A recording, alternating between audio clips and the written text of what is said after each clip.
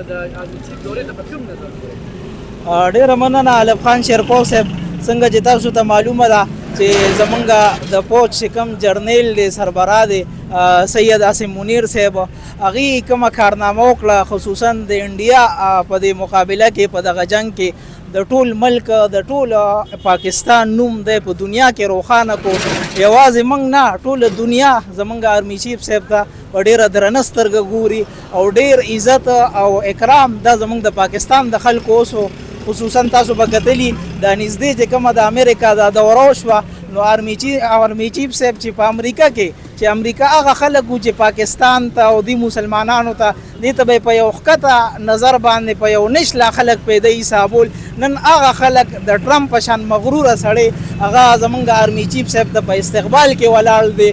ټوله امریکا د هغې چې کوم خاص خلک دي هغه ورته استقبال کوي. نو دا زمونږ دپاره د پاکستان دپاره د ټول قوم او د ټولو عوامو دپاره ډېره د فخر، ډېره د ویاړ او ډېره د اعزاز خبره ده.